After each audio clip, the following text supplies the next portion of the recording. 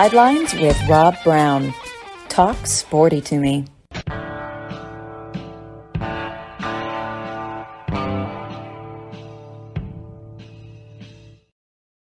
All right, Rob Browne here with you on this Saturday edition of the college football, basketball, baseball roundtable. Sidelines. We got a great lineup today. Frank Duffy back with us over in Atlanta, I believe. It's going to be at Atlanta or New Orleans or somewhere in between. Auburn baseball coach Butch Thompson, again, kind enough to join us as well. Love having him. It may be cold in the frozen tundra of eastern Arkansas over here in Parkin. We're at the Cherry Farm, broadcasting live from Lee Hall. And we have had, I got to 33 yesterday, but we had 4 days in a row of ice. It's been fun, man. It's been fun. Youth waterfowl hunt today. Youth and military, active duty or veterans. So we got some of them out that hunted today here on the farm. Last weekend hunting was incredible. That's why I'm going to run for president of the United States. And my platform, because I found out the president of the United States is the only individual who can extend duck season past January 31st. I will run and have the season go to mid-March. That will be my platform, and that's all I'll run on. You can vote for me in the 24 election. I am Floyd R. Turbo, American Duck Hunter. But we'll have in the round table, Gordon Ford will check in the second segment with us. Second hour, Buddy Martin, GatorBaitMedia.com, checks in from Gainesville. Buddy, great national sports writer, former sports editor of the New York Daily News, the Denver Post, St. Petersburg Times, and now GatorBaitMedia.com. And he always has a lot to say. We're here 6 days a week, Monday through Saturday. Check us out, www.sidelines.live. You can sync us in your car, boat, truck, SUV, sedan, on your four-wheeler, on your side-by-side. We got people that listen to us in the duck blind, in the deer stand. I've already had several people comment, I love Butch Thompson. The guy sat in a deer stand for 2 hours in Mississippi and watched two squirrels fight over nuts. Can't make this stuff up, man. Butch Thompson is real as it gets. Also on radio stations like Kicks 96.3, Alexander City, Lake Martin, Radio Alabama Group, 680thefan.com, the podcast park up in Atlanta, and Sports Radio, 104.7 FM, Cookeville, Tennessee, up on the Cumberland Plateau. And coming soon to a station near you, that's our goal. It ain't what we want to do, it's what we're going to do. And in the South, we also say if we're getting ready to do something, don't we, Coach Thompson? I'm fixing to go to practice. So anyway, Coach, trivia question. I'm going to hit you with this one first. This is from Tom Dorian of the Dorian Insurance Group up in Memphis, and David Aquadro. They said, ask Coach Thompson if he grew up in Amory, Mississippi, which he did, in the suburb of Coontail, Frank Duffy. He told us that last week. If he ever watched studio wrestling on Saturday mornings from WMC TV5 in Memphis with Lance Banana Nose Russell and Dave Browne, who said this? Styling, profiling, limo riding, jet flying, kiss stealing, wheeling dealing, son of a gun. Whoa! Who was that, Coach Butch Thompson? If you get this right, next time I see you, a steamer pack of Crystal Burgers is on me. I was sitting here running through all those characters here and who can I come up with and who can I even name after 40 years or so? Is a superstar Bill Dundee's like the only one I can remember. So that's my final answer. Okay, that would be the nature boy, Ric Flair, who's got I was thinking stepson in school at Auburn now. So that's wild. But though he claims to be a Georgia fan and a Michigan fan. I don't know how that's possible. Yeah, and he's got a stepson at Auburn. So it's a crazy world, man. I tell you what, Coach Thompson, I love baseball. Frank is a season ticket holder, fanatical Atlanta Braves fan. Let's talk some Auburn College baseball, SEC baseball. It'll warm things up just hearing you talk about it. Coach, you there? Well, I just, I'm looking at all the preseason. I'm here. Okay, go ahead. I'm just looking at all the preseason stuff. I'm just looking at all the preseason stuff where all of our teams are ranked and how well they're thought of. And again, just like last year, you know, we're picked last in the SEC West, but also projected to go to a regional. So you don't even know what to think about things like that when you basically got all this outside noise. But what we know is we're going to have another great year with a ton of great teams. That means we got one hell of a good conference for college baseball. That's what that means. Absolutely. Yeah. And Frank, of course, is an LSU fan, Coach, and you look, there's nowhere to hide in this conference. And last year, you brought in Sonny D from Samford. You've got, 18 new players you've brought in from either high school or transfer portal. Is that correct?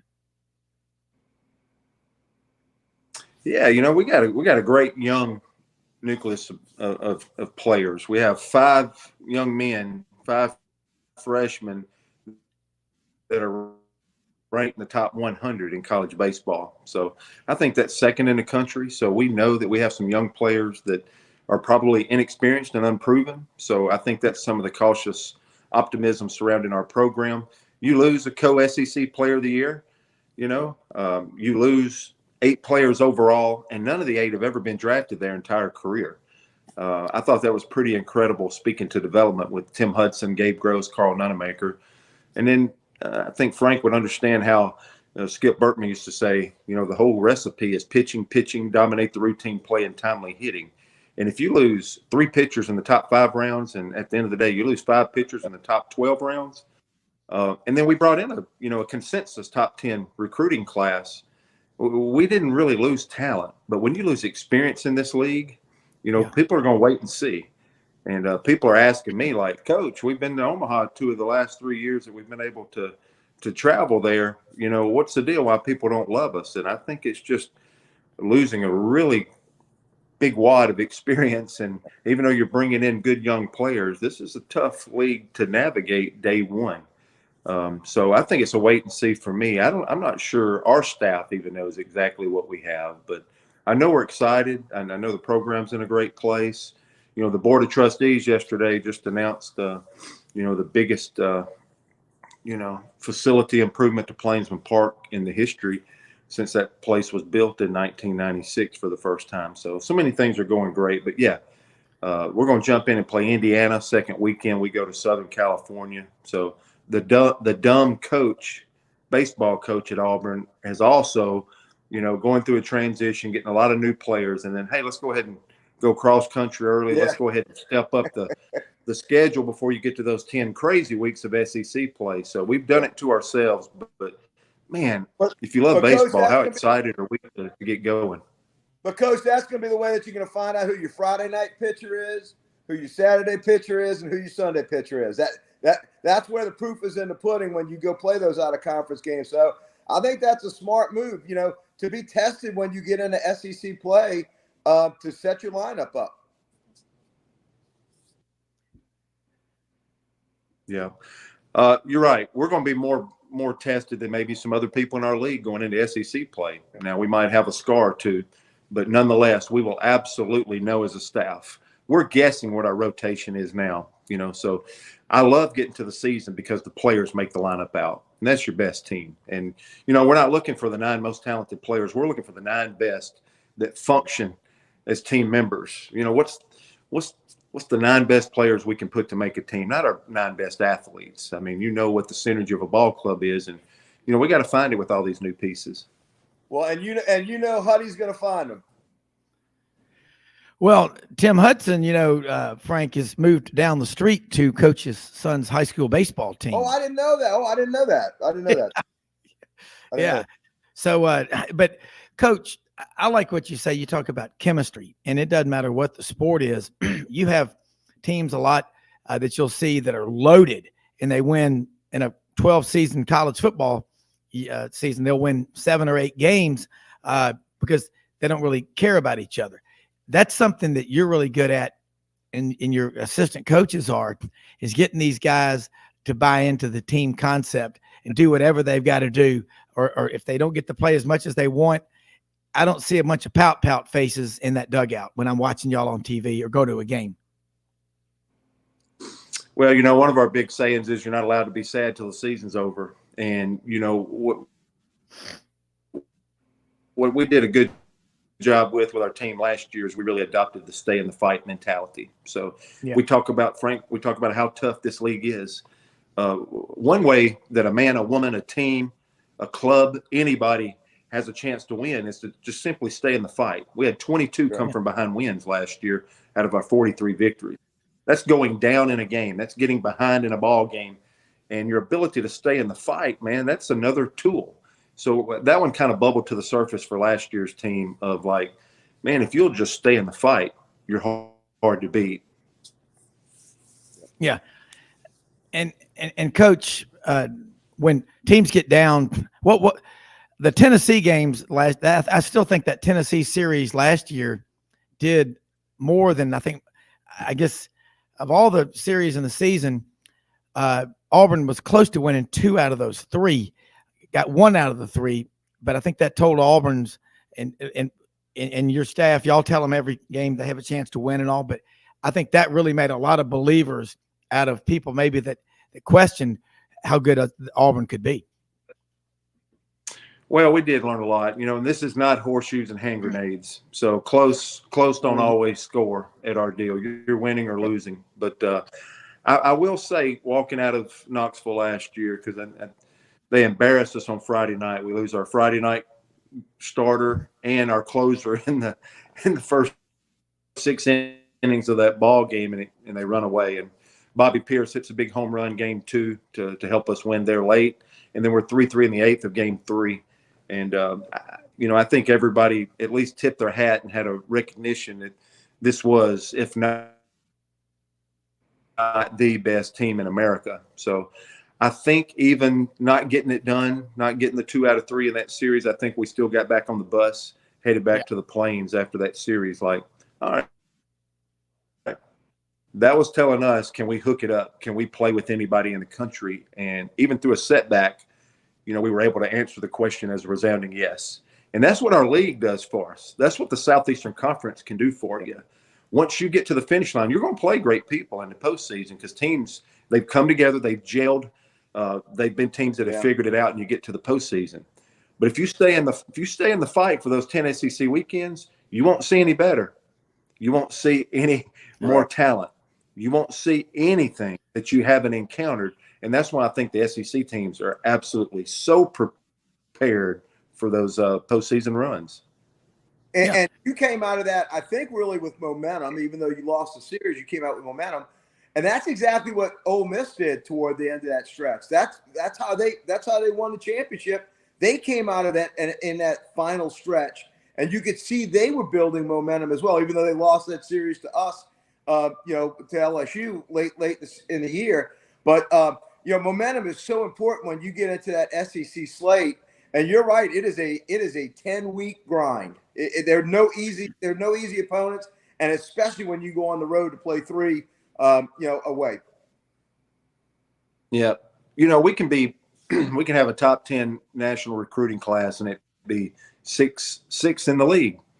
We can be branded as a top 20 program overall in college baseball and be picked to be last in the West. It's absolutely incredible where our league's at. And, I think the mentally toughest and maybe the physically toughest, and then the guys that can find that synergy, 1 + 1 = 3, it's to their advantage. So it's amazing once you get matched athletically. And I think that's what happens. I think this league, LSU's got good, you go through every team, Mississippi State, Arkansas, all the way across the board. Everybody has amazing players. So you get matched athletically when you go out there and play a series. I mean, this becomes the tool. And more times than not, this is the piece, the mind piece is the one that can put you over the top. Coach, you've got a reputation as one of the better developers of pitchers, and you've got a number of your pitchers that have gone on into the major leagues. And as many kids as are playing baseball, I mean, up here in Memphis, you can't go anywhere without seeing it. And I connected you with Brady Walsh, soon to be son-in-law of my friend Chip Greer. He's up at East Cobb up there, training complex in Atlanta. Huge. And he said, I'd love to meet with Coach Thompson. And his, knowledge of baseball at 28 is incredible. But still, every team out there, hey, Friday night, Saturday, and Sunday, when you get into the SEC, by the end of the season, it looks like a triage ward in battle. Is that ever going to change? It's just part of baseball. Yeah, it's that's who's left standing. That's how this thing is figured out. That's how you get to move on. You take 21 between our two World teams. 2021 we lost 9 one-run games in the SEC. Yeah. I mean, that's how fine of a line it is. It's hitting. In 2018, we were the last team not to qualify for Omaha when we were at Game 3 down in Gainesville at Florida in extra innings, and the ball bounces off our right fielder's glove and goes over the fence. But again, I guess my theme this morning is stay in the fight. 18 created 19. It created a World Series team through adversity. 21 did it again for us last year. That adversity and nobody believing in us absolutely allowed our circle, our inner circle, to create 22 last year when nobody thought much was coming from the Auburn Tigers. And hey, if that's our deal, that's our deal. And we'll continue to fight, use adversity to try to make us better and create moments in our program. So, but that happens. I think the most resilient programs are the ones that, at the end of the day, Coach, we're going to take a quick break and be right back. We're going to talk more college baseball with Auburn coach Butch Thompson, Frank Duffy, Rob Browne right after this.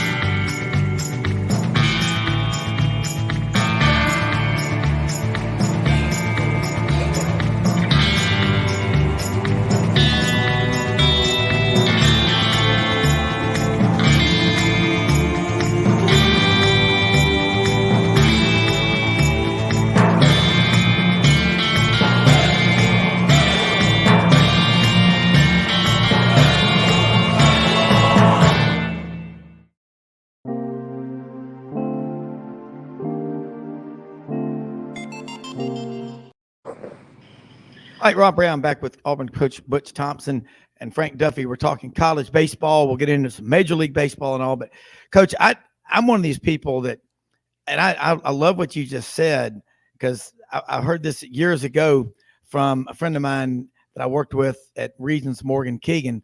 If 1 and 1 don't equal 3, don't do it.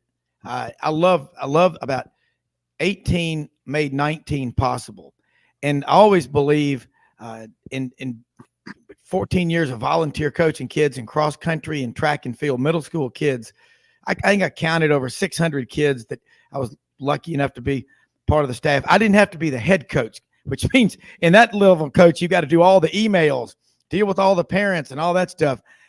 And that's why when people are a head coach like what you do, and then you're also as skilled as you are at coaching the players, that's impressive. But I always remember saying to people about a finish line, don't run to it, run through it.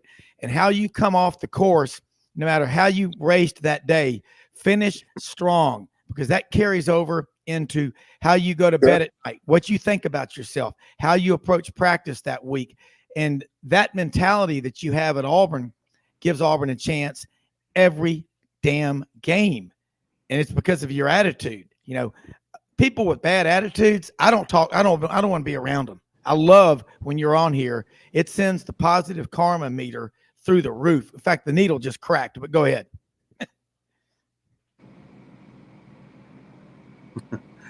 I think of momentum, right? As you're talking, synergy is the 1 + 1 = 3, but momentum, you're either trying to get it or keep it. And that's that's really what this is about, is some of that momentum. And I also think when you're pitching, my pitching tip of the day is you're not throwing it to the catcher, you're throwing it through the catcher. An outfielder that's throwing a ball after a base hit, he's trying to throw that ball to home plate. We're trying to throw through. We're trying to create as much momentum we can on every time we catch a baseball. A left side infielder, it's greatly to his advantage, right to left, left to target, to create momentum on that throw, on these long throws, to create command, velocity, maximize everything. So there's momentum all over the field, all over seasons, all over our way of life. And you're either trying to get it or keep it. And if you don't have it, you stay in the fight. And once you get it, you're a killing machine. That is so funny. I can remember my Babe Ruth coach today when I was a catcher. Son, you're throwing it to center field. Just don't throw it in center field. Hey, Coach, when I was a kid playing Little League ball, we used to play this team. I'll never forget them. And one of their coaches broke his ankle. So he had his ankle cast up to about his knee. And he used to sit or lay in a lawn chair on the third baseline. And that was a big rival of ours. And he would have his kids, when they hit a home run, from third base to home, crawl just to put it in your face. And I remember one time my dad said, boy, I'll pay you $1 a hit, $5 a home run. I made $14 that day at Rodney Baber Park. We beat the heck out of that team, and they quit. That was just something you remember. Things will get you fired up, but I love what you're saying about baseball.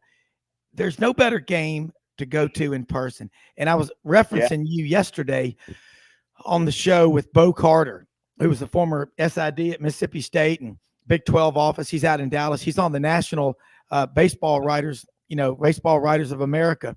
And we were talking about you, and I just made a number of references to Butch Thompson. Of course, he was at Mississippi State and very familiar with you. I don't know if you know Bo Carter or not, but I said, Butch Thompson said, it doesn't get any better than Father's Day in Omaha.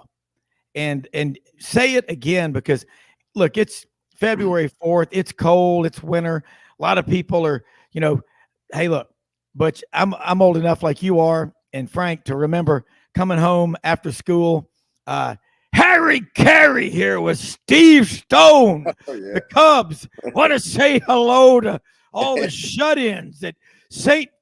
Mary's Convent in Springville, Illinois. Cubs win. But, Coach, talk about that, man. You are an ambassador for baseball. You're young. You're energetic.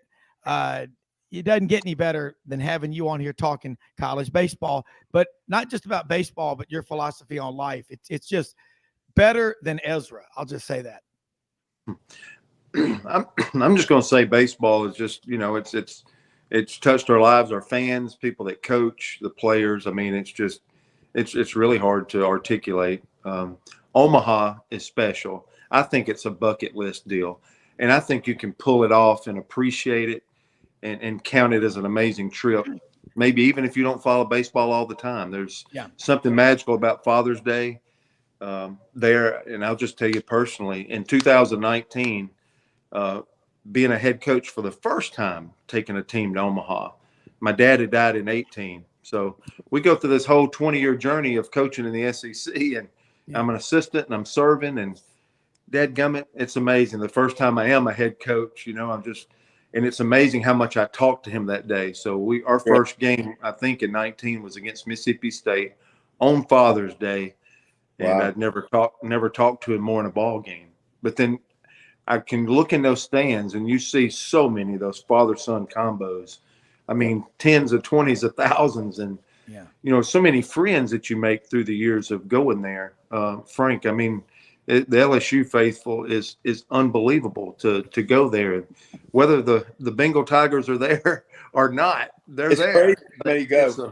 It's crazy how many of my friends go every year, whether we're in it or not. And the Omaha people love us, and they like all the food in the stadium and outside. It's all like jambalaya. It's crazy. I mean, it's a love affair. It really is.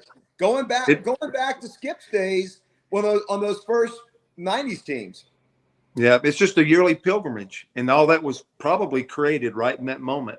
Because I know Skip had to tell everybody where Omaha was on a map. No doubt. And then he absolutely created that. Yep. And those people to today, I think, that's what I really appreciate about my time at Mississippi State. I thought I was in one of those places like an LSU where, man, it's just part of the fabric. And, we're so thankful.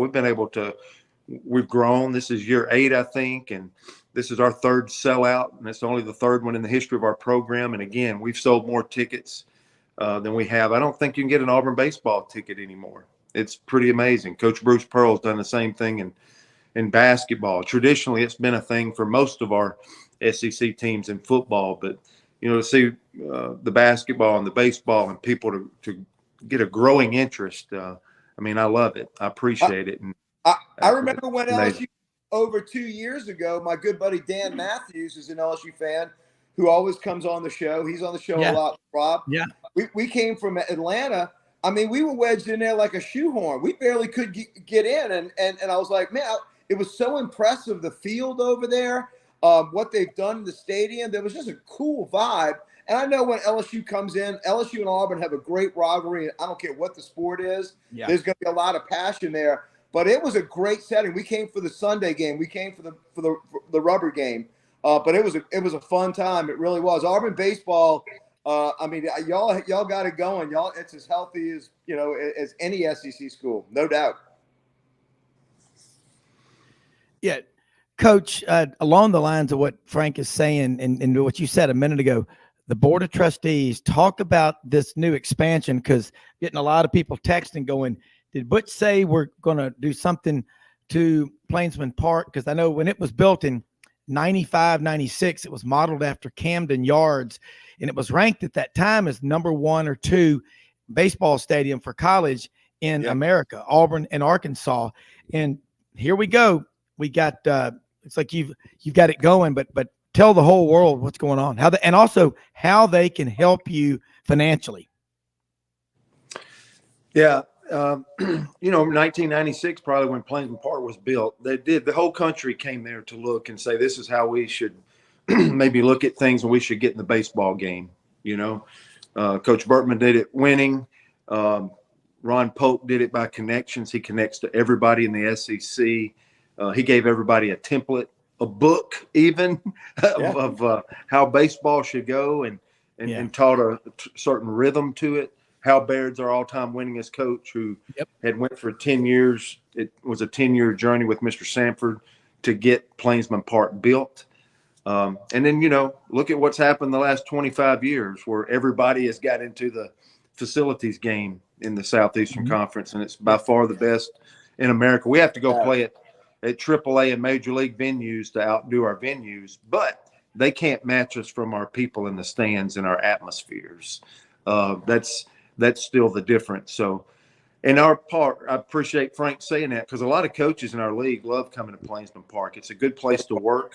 You're right on top of it. It's not a tin can. It's a chair back all the way around that ballpark. It's a beautiful, smaller park.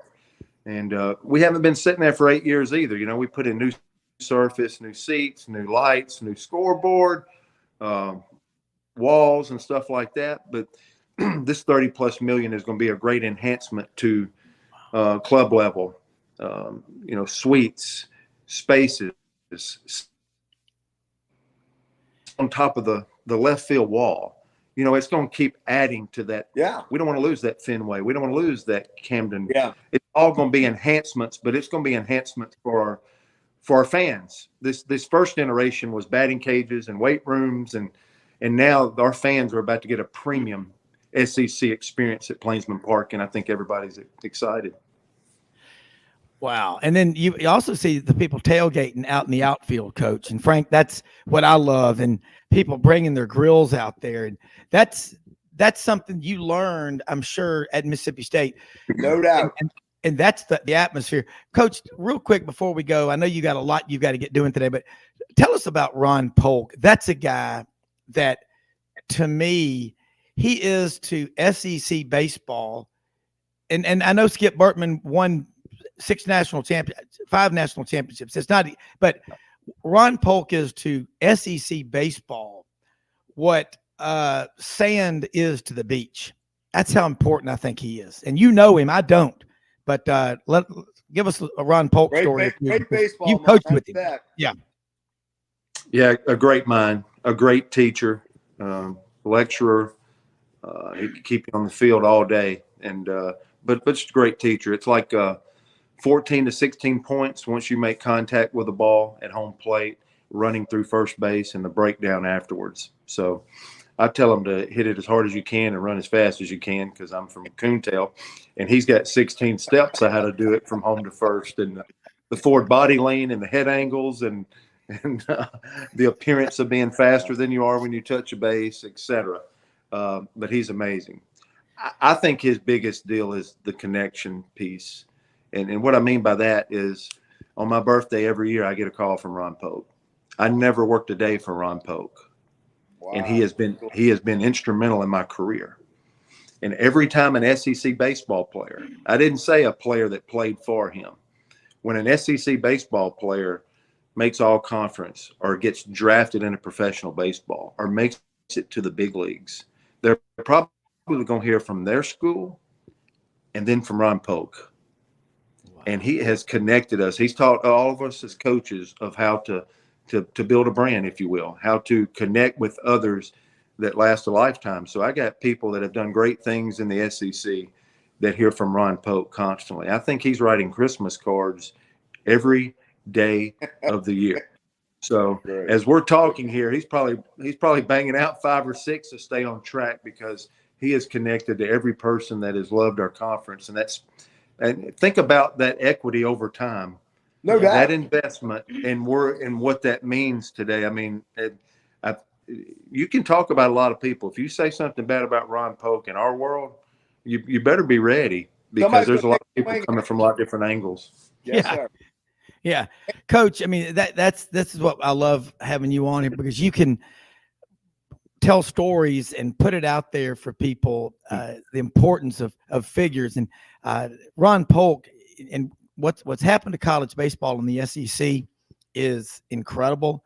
And nationwide, it's big. And when y'all went out to Corvallis to play Oregon State, to win that super regional like Auburn did, I mean, that was a monumental victory, and it got you to the World Series. And that place is such a snake pit too. That's the incredible thing. You guys went into the Lions' den and beat them. That's a tough place. Frank, it's pretty incredible. I didn't know it. I'll be honest with you guys. That was our 7th super regional in Corvallis, and they've never lost one. Yeah, that's right. And that's what I'm talking about. Sometimes it's good to be naive. And it was good not to have that information. But hey, Rob, I got to tell you this. Yeah. Ron Polk and Skip Berkman. So, I had 4 years at Georgia. So I love the story of when Skip was retiring. They had planned it. They had the whole year to do the swan song as we're going around. Yeah. So LSU is at Georgia for the last time. And Ron is Ron Polk's the head coach at Georgia at the time. And it's Skip's last time to Athens, Georgia. So the left field wall opens up before the game, and here comes a Cadillac driving down the left field line, and it eases all the way up to home plate. And you can imagine how the momentum and the tension is building for Skip, and Ron's pointing at the car for Skip, and Skip is holding his chest, oh my gosh, Cadillac. And when the car got to home plate, the guy jumped out, walked up to Skip, gave him a watch, got back in the Cadillac, and drove it back out of the stadium. And that's the kind of stuff, that's the kind of games and stuff that those guys would play. And those guys were priceless. And I just, every one of us, we got to keep competing against each other and fighting. But, man, we got to keep learning the lessons from those great men and keep making this great for all of our fans, and develop our players, love our players, and keep reaching for the highest star, because that's what you must do in the Southeastern Conference. But those guys were awesome. Well, you got a great program, Coach. Keep it up. Yeah, they are. And Coach, look, we got about 30 seconds before the break, if you would. And thank you so much for taking time out of your Saturday to share with us, because I know you've got a lot going on. Look forward to doing it again next week. Tell people again how they can reach you directly, and have a great rest of your day. Yeah, Butch Thompson at auburn.edu is the best way to get me. And really, what we're figuring out is how much is going on. Commissioner Sankey spoke to the Auburn athletic department yesterday. Patrick Lencioni, if anybody just read anything of his, he come and visited with me and our staff yesterday. It's amazing. But man, all this collective to help your student athletes find out what it is, whether it's Auburn or LSU or one of your other teams, until all this stuff's figured out, we got to make sure that, coach has got nothing to do with it. We're above board, but you've got to find ways, especially for college baseball, that's an equivalency sport, and we don't get the full scholarships. Yeah. Fans, especially of college baseball and SEC baseball, you got to just not take it for granted. You're going to have to check into where you can sincerely help your program, because who knows, for the next year, 2 years, 3 years, we don't know. It's going to be very important for us to keep the standard. Yeah, it is. Coach, that is great advice. That's how I look at it. As long as we got to deal with it, we got to deal with it. We'll be right back with more Gordon Ford and Frank Duffy after this quick break. Go give those.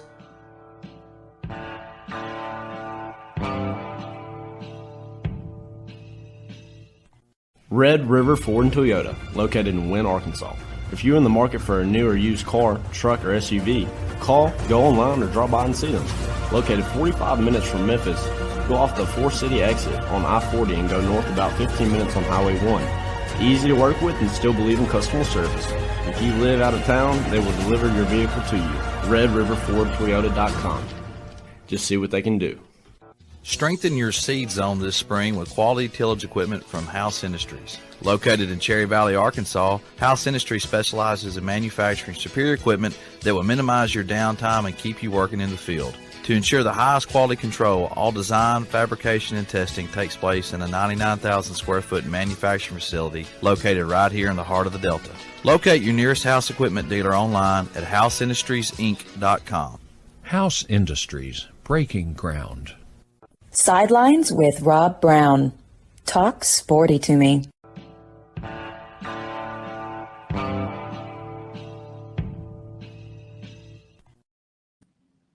Rob Browne back here on Sidelines on the Saturday college football, baseball, basketball roundtable. Frank Duffy over in Atlanta, Gordon Ford, Memphis, Rob Browne broadcasting live from the Cherry Farm, Lee Hall Park in Arkansas, over here in the ice. It should warm up a little bit in the next few days, but man, it's fun. It's wintertime. It's part of it. That was Coach Butch Thompson, Auburn's baseball coach, with us in the first couple of segments, and fantastic He's insight and wisdom, Frank. great guy. He really is. And you talk about an ambassador for basketball, Gordon Ford, but more than anything, he's the fireman, high above the forest, looking out from his fire tower, east, north, south, west, left, right, in every direction with the binoculars, the telescope. He's on the search. Who is going to be fired, needs to be fired, or was fired? The fireman, Gordon Ford, has forgotten more about college basketball than the collective Western civilization probably knows. Gordon Ford, welcome to Sidelines. Hope you're doing well. Let's talk some college SEC basketball. What's on your mind?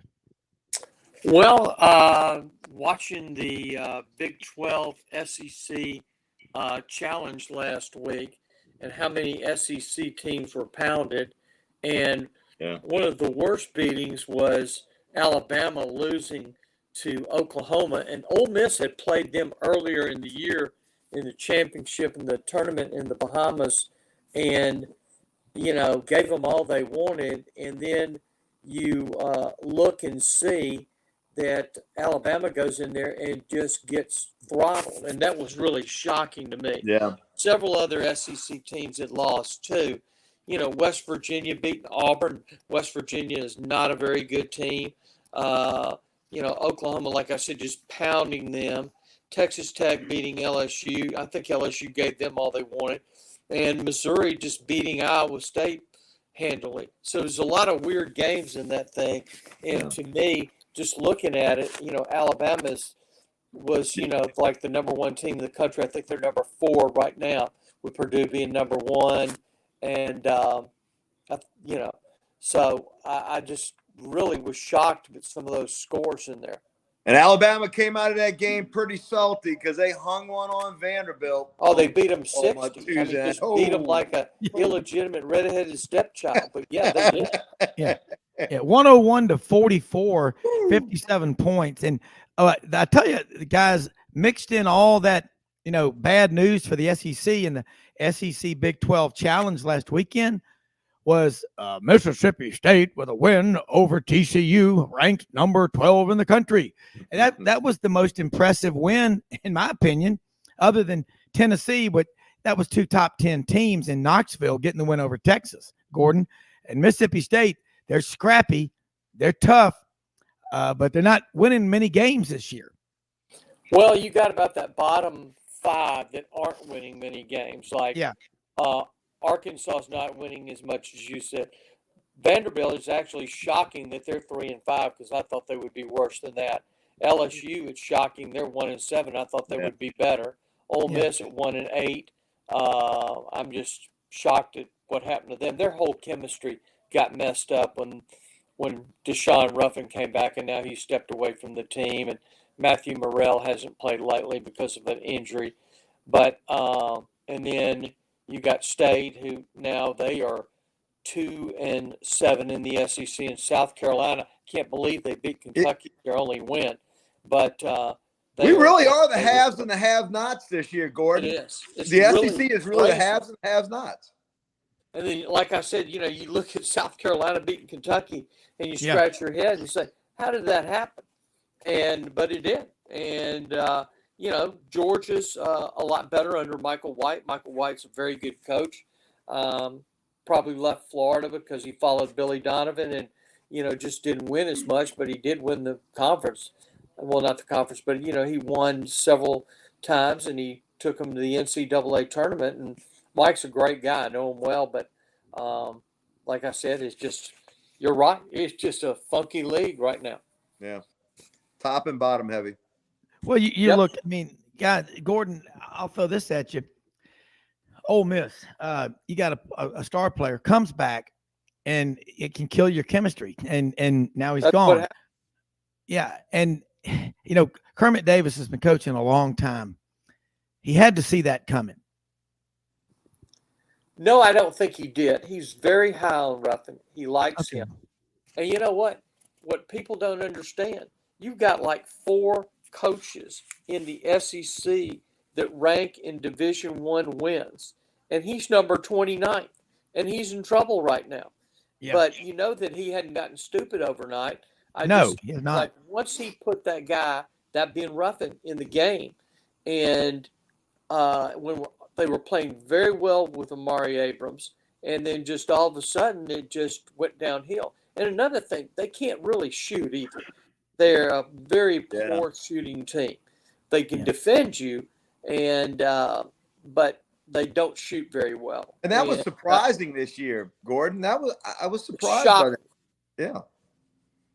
You watched them. They played a tournament in the Bahamas, like, one of those preseason. Yeah. They did not have Ruffin, and they did not have a couple other guys, and went in there and pounded those teams in the Bahamas. And I thought to myself, Tim Floyd was down there one day, and I went and watched practice, and I thought they would win 20 games. 18-20. And like I said, once they put this kid back in the lineup, they just, went downhill. It's just, I think, biggest thing, it's a chemistry thing. Well, and look, there's only 3 SEC basketball teams ranked right now. Alabama's like at number 4, Tennessee at number 7, 2, and Auburn at number 25, which keeps their streak of like 31 weeks straight being ranked. But I don't know how good Auburn is. I don't know how good the SEC is after Oklahoma. And after Oklahoma's lost, Gordon, what's the takeaway, or what are the takeaways from that? Is it A, okay, it's a non-conference game mixed in the middle of the SEC grind, and they just checked out, or B, the Big 12 is the best basketball league in the country. They play a better brand, and C, all of the above, and the SEC's overrated. Well, I don't know if the SEC is overrated, but I'd say the Big 12 could be the best conference. Yeah. And then This you year. got to look at it. I mean, they just really beat all those SEC teams. And I just think that sometimes you get out of conference and you're playing against teams with a different style. And, you can lose if you're not used to playing those. But like I said, the Alabama loss that bad to me was shocking. It still to me was shocking about Auburn losing to West Virginia, because I thought Auburn was better than that. I've seen Auburn. Yeah. They're well coached. They got a couple of good big guys inside, and and those guards are really good, Willie Green and those guys. And I mean, they can shoot, and that's the problem. I haven't watched LSU enough, but I assume they can't shoot either. So, shooting is a lost art. And those teams in the MAC and the Big 12, those guys are all, groomed for basketball. Right. And, the SEC is more of a football conference, and the Big 12 is more of a basketball conference. And like I said, it's just a different style of ball. Well, the SEC Network, every Monday night, it's a 7-part series, SEC Network, 9 p.m. Eastern, Monday nights. So this Monday will be the second of the series about SEC hoops, the history. It's going to be the 60s, and integration and all, and the SEC's first black basketball player. It's going through the history of the league. And what I see when I watch anything about the history of basketball is the great shooters, and also the hook shots and all. And we were talking about, Auburn's got a couple of guys, Jani Broome, who's a transfer, and Dylan Cardwell, who's been there a while. Two big guys that like to play with their back to the basket. And they're true center. Hook and they shot. post Yeah. up. Yeah. Yeah. And Jason Caldwell from inside the Auburn Tigers made a good point. He goes, it can work in today's world because most guys don't know how to defend it. Well, it's almost indefensible when it's good. I mean, look at Kareem all those years in the late 70s and the 80s. I mean, it's an indefensible shot. It really is, if you're good at it. Problem is, a lot of players are not good at it. They think they're good at it, and they're not. No, because they're not trained. Because everybody wants to bring it up the floor and slam it, point forward, and all that kind of stuff. But yeah, you find. I mean, when is the last real center that you can just remember off the top of your head in the SEC? Probably Shaq. Shaq. I was about to say. Don't forget our good friend. Block, and he had Stanley Roberts down there. They knew what to do. But guys, today there's really no true center. What about Mamadou Ndiaye at Auburn? How about Mamadou from Darfur, Sudan? Mamadou was a center, but I mean, he was more like Manute Bol, kind of a shot blocker. Right, but yes, he was not a true, what I call, guy that gets on the block. He wasn't somebody Stanley like, I'll throw a name out from the past, Rick Roby, who got down there on the block. Yeah. And who else? Melvin Turpin. Yep. They got on the block. Yeah. And several. How about Benoit Benjamin from Creighton? You sure he played at Creighton? Yeah, Blue Jays. Benoit Benjamin. I'm pretty sure. But what about Walker Kessler last year for Auburn?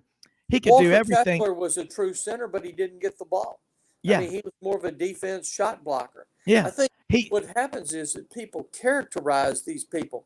Oh, Rob Browne, he's a shot blocker. Oh, no. But, and I mean, Walker Kessler had some skills. I mean, he was highly touted and just didn't work out for him at North Carolina. And but he's a good player, and he does have some offensive skills, but not like his dad and his brother. His uncle. They got down on the block. And did what they were supposed to do. Demper was a nice center for Alabama for a while as well. And look, Robert Horry as well. I mean, Robert played down in the blocks, but Not like Shaquille did. I mean, Shaquille and Stanley. In fact, I saw Stanley just the other day. In fact, Rob, I'm actually here in New Orleans. John Brady came to my apartment the other night, and we watched the Alabama Vanderbilt game right here on this TV. No wonder he couldn't be on the show the next morning, Frank. What you do to him? He was scrambling to get to Missouri to call the LSU Missouri game, and wound up not being able to make it to Missouri. Something happened with the flight or something. Yeah, and so he Probably actually the didn't weather. get to make the flight. Yeah, we had a big ice storm up here, but you know, as our good friend Maury Gaston will remind you, those that ride the Greyhound get there on time. He could have taken the Hound. hey, look, if I'd have known it was having problems, I'd have wheeled out Bengal 1 and we'd have gotten him to Columbia. Oh, that would have been. In fact, I got to go to Columbia when I go to Iowa to get the damn RV fixed. I go right through Columbia. Yeah.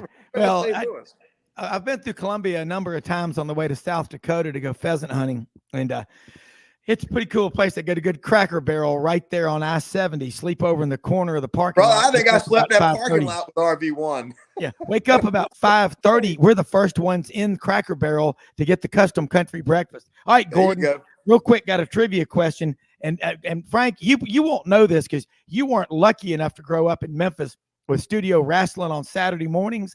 But Tom Dorian and David Aquadro, friends of mine, Tom Dorian, the Dorian Insurance Group, they're big wrestling fans, huge wrestling fans. Both of them on the Christian Brothers High School 1977 state championship football team.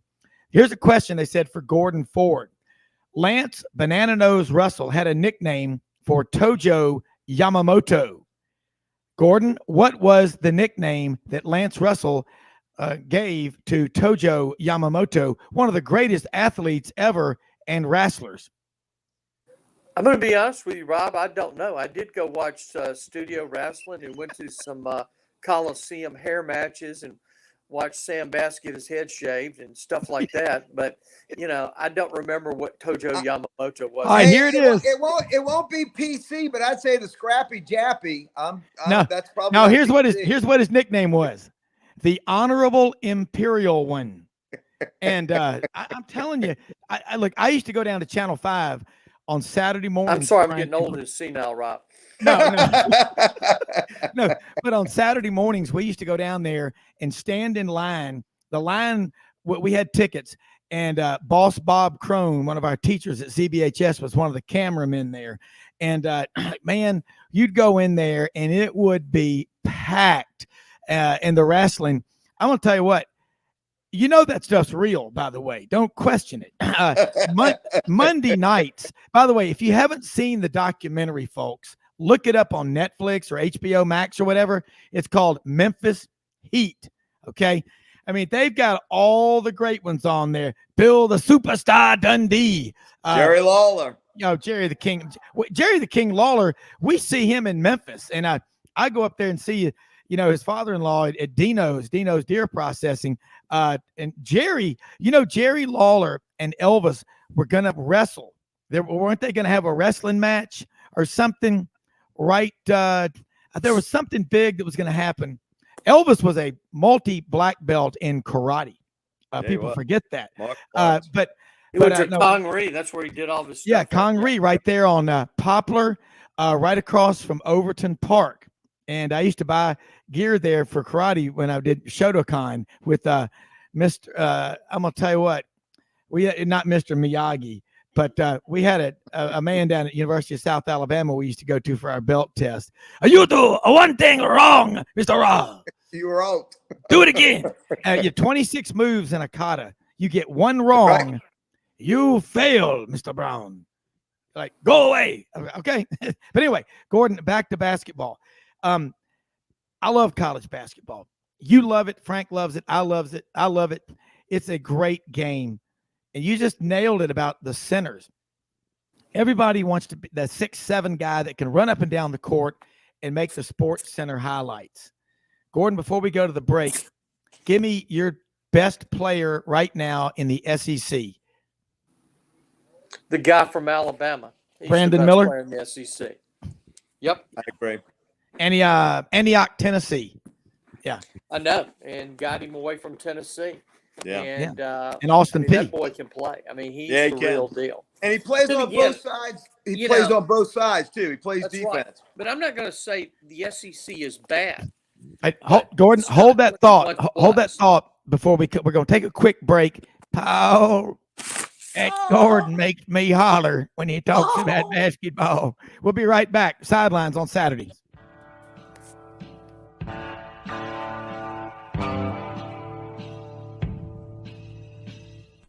Red River Ford and Toyota, located in Wynne, Arkansas. If you're in the market for a new or used car, truck, or SUV, call, go online, or drop by and see them. Located 45 minutes from Memphis, go off the 4-city exit on I-40 and go north about 15 minutes on Highway 1. Easy to work with and still believe in customer service. If you live out of town, they will deliver your vehicle to you. RedRiverFordToyota.com. Just see what they can do. Strengthen your seed zone this spring with quality tillage equipment from House Industries. Located in Cherry Valley, Arkansas, House Industries specializes in manufacturing superior equipment that will minimize your downtime and keep you working in the field. To ensure the highest quality control, all design, fabrication, and testing takes place in a 99,000 square foot manufacturing facility located right here in the heart of the Delta. Locate your nearest House equipment dealer online at houseindustriesinc.com. House Industries, breaking ground. Sidelines with Rob Browne. Talk sporty to me.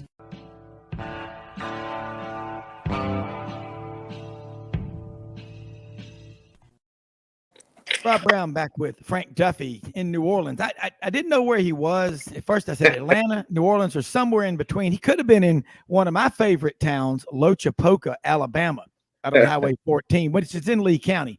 But he's in New Orleans. Gordon Ford in Memphis. And I'm going to tell you, Gordon, we're talking about, Brandon Miller, Gatorade Player of the Year, 2-time in the state of Tennessee, from Antioch, Tennessee, up around Nashville. Last year, you had Jabari Smith at Auburn as a true freshman who grew up with a father who played at LSU and played in the NBA. Then you look at a 5-star like Johan Traore at Auburn, who hadn't played basketball as long. Gordon, you grew up shooting 1,000 free throws before breakfast when you were a kid. Why did we allow these kids today to get away from that? Is this AAU coaches just trying to change the narrative or something? But when these that's absolutely right, Rob. You didn't have AAU when a lot of players play. I'll tell you right now, let's look at 1983 and 84. Okay, you had Georgia. What was the year? They went to the Final Four. 1983. 83 or 84. 83. It was 83. 83. You tell me, is there a team in the SEC right now, and including Alabama, that Georgia would not beat the crap out of that team? Vern They had Fleming, Gerald Crosby. Vern Fleming would have dribbled circles around him. That's what I'm saying. And those players then too. Ole Miss in '83 had Carlos Clark. I mean, Dale Ellis at Tennessee, Dominique Wilkins, Charles Barkley, Chuck Person in the league. Yeah. Tell me any player in the league is good as them. And this is 1984 with no shot clock, no three-pointer. And you look at the game today, it's a bunch of guys leaving early and transferring anytime they want. The game is not near what it once was. And I can tell you right now, you look at these guys playing today, and this guy's a 5-star. And, used to be, like in the state of Tennessee, you had to lead the state in scoring almost to get a Division I scholarship. And now, you can average 11.5 and people, brand you as one of the greatest defensive players. Last guy that didn't lead the state in scoring that got a huge scholarship from Tennessee was like 1978, off the top of my head, was Wilson, who went to Marquette. And that was it, but I just think the game is watered down. Plus, there's more Division I schools too. Yeah. Well, along the lines of what you're saying, and I think Frank would agree, but this is something that just came in from Greg Allman from Albany, Georgia, of the Allman brothers. He says, I look and I watch college basketball today. These kids are so soft. If we were to bring back a team with Dennis Rodman, Bill Lambier, and Isaiah Thomas, those three guys would beat most of the top 5 teams if they had 6 players on the court. Oh, that's I like true. that. That's true. I mean, you think these Celtics teams are as good as the ones with Larry Bird and Robert Parrish, Cornbread Maxwell? Cornbread Maxwell? Oh yeah, he was a player. I now. take Get Chris on the block, Jackson, do what he had Stanley to do. Roberts. Kevin McHale? Kevin Hey, McHale. I take Chris Jackson, Stanley Roberts, and Shaquille O'Neal, 3 men against all of them right now. But Yeah. let's get back to the SEC. Is there a team in the a player in the league in the last 15 years, or I'll say that 30 years, as good as Bernard King? I mean, the guy tore his knee up, went in the playoffs, and scored 55. That's what Yeah. I'm saying. The league Bernie- is watered down. Hey, Gordon. Bernie and Ernie, both Yep. of them on that team. Ernie hung up there for about 10 years. Hey, Frank. Yep. Frank, a mutual listen. Gordon knew Dr. Weiner, the dentist in Memphis, who passed away in June of 2020. He's SEC in the legend. SEC legend, UT basketball, their first All-American. And tell that story, Gordon. Remember when Dr. Weiner was telling us the story on the show about the recruitment of Ernie Grunfeld from New York to Knoxville, Tennessee? He said, I get a call from Ray Mears, the basketball coach at Tennessee, at 2:00 in the morning. And he says, hey, we're trying to get Ernie Grunfeld down here to Tennessee. He's up in New York. Do you speak Romanian? He goes, hey, do you remember that story, Gordon? Yeah. And Dr. Weiner, they found someone that spoke Romanian, and Bernard King and a translator talked to him and got him to come down for a visit to Tennessee. Dr. Weiner was a dentist in my office building there at the Forum at Poplar and Kirby in East Memphis. Used to break for lunch every day at about 12:30 for an hour with his whole staff. Incredible guy. What a basketball mind. Yeah, Really good friends with Bruce Pearl. Every day when Pearl got to Auburn, when Auburn was struggling in those early years, he goes, trust me, Rob, Bruce Pearl is going to take Auburn to the national championship. He's an incredible coach. Stick with him.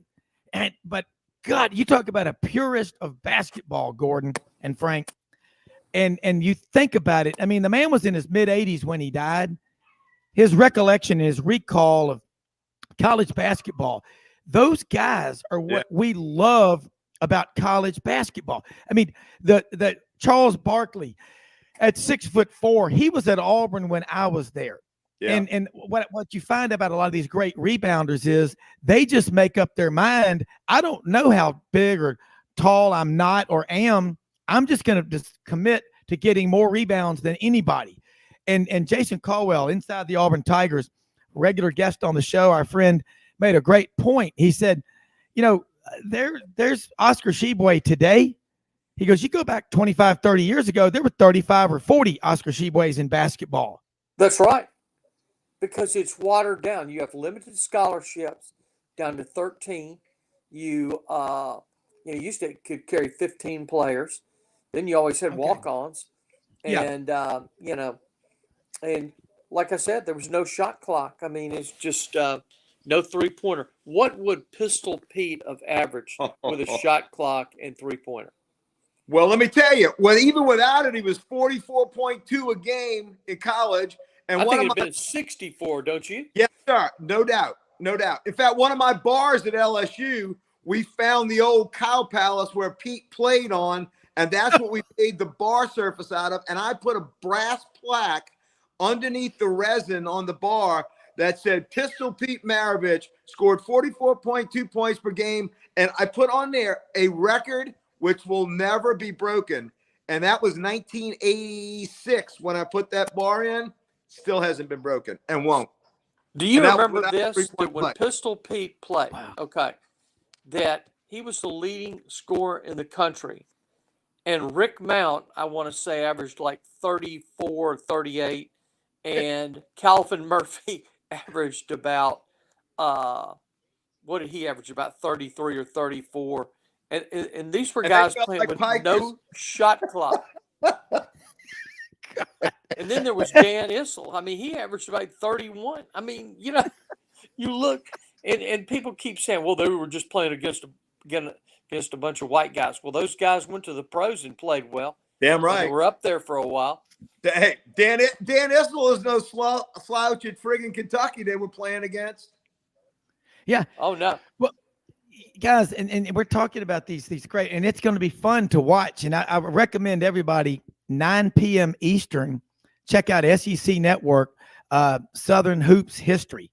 This Well, is I'm doing the incredible. Rebel Yell Hotline. I won't be able to go see it. So. Well, no, Rebel Yell Hotline is 6 to 7 p.m. Central. Now, you can record it if you know how to do that, Gordon, because I know you were an advanced tech guy. No, I'm not an advanced tech guy. By the way, Gordon, I loved my episode on the Rebel Yell Hotline. You guys are so informative and on Ole Miss. I came on right after the LSU Ole Miss game that Monday night, and I had a blast with y'all. That was a fun 30 minutes. Well, we appreciate that, Frank.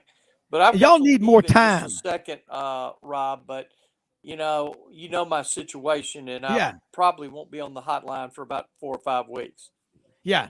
Yeah. Well, listen, Gordon, you will definitely be back, and y'all need more I probably time can on. do some shows because I'll be in the bed for a while. All right, gotcha. I got you. Well, you'll be in our prayers and everybody's, and Yeah. we definitely get you. I think that'll get you recovered better, giving you things to keep you occupied. Because, hey, Frank, I'm with you. That Rebel Yell Hotline. Great show. I don't care if you're an Ole Miss fan or not. It's just I love the chemistry. You know, Chuck Rounsville, Yancey Porter, Gordon Ford, just the whole crew that does it. Super Talk Mississippi, Sports 56 WHBQ in Memphis, and they absolutely always have some positive things to say. My buddy Campbell McCool, who runs Plain Air right outside of Oxford, my buddy Campbell is a big Rebel fan and heard me on the show. I mean, he loves listening. He loves listening all the time. I do too. Another wrestling trivia question. Okay, this from Clarence Beeks and the Crop Reports. This one, Clarence Beeks and the Crop Report. Gordon, come on back to us. Hopefully Gordon can be back with us, but here's another wrestling trivia question. All right, Frank, I'm going to ask you, who was the German tag team that came through Memphis in the late 60s and early 70s in wrestling? That is a tough one. Nobody is going to know this one. I'm thinking back, other than the Iron Sheik and the big Russian dude that would come through the Civic Center down in St. Bernard, and the Junkyard Dog, and my favorite by far was the American Dream, Dusty Rhodes. Dusty Rhodes. Oh man, you've never had spare ribs like you've had spare ribs on my grill. Oh. All right. Oh my gosh! I would say the Kaiser and the Wiener Schnitzel. That's all I know, bro. Yeah. Oh, look here. I'm going to tell you right now what it is. It's a good one. And Gordon's computer died, so hopefully he'll be back on with us. And I'm going to send it to him right now. Hopefully he can rejoin us. And Gordon, of course, not from Cupertino, California. He's not Mr. Tech. But anyway, but that is a great show, Rob. I love being on the Rebel hotline. It was a lot of fun. Now I did pick a really good night to go on right after LSU beat Ole Miss. I joked with him. I said, anytime my Tigers can beat the Rebels, and they were coming in, undefeated and just loaded for bear. I said I'll be happy to do it. Oh yeah, no, it's fun. That is a fun show. Now here's the answer. Who was the German tag team that came through Memphis wrestling in the late 60s and early 70s? The answer is, and Clarence Beeks says they won't know. The answer is Carl and Kurt von Browne with manager Saul Weingroff. You knew that, Frank. So I was getting some payback, baby. Yes, you were. Well, it was always the hair match or the loser leaves town. And I mean, Monday nights at the Mid-South Coliseum, Tom Dorian and David Aquadro were season ticket holders. I mean, they would stay up there all night on Monday nights. That's what they tell me. No, wherever you went to, but pull up the documentary Memphis Heat about wrestling, because could you imagine? Now think about Goldberg from Tulsa. Yeah. Who played for Georgia.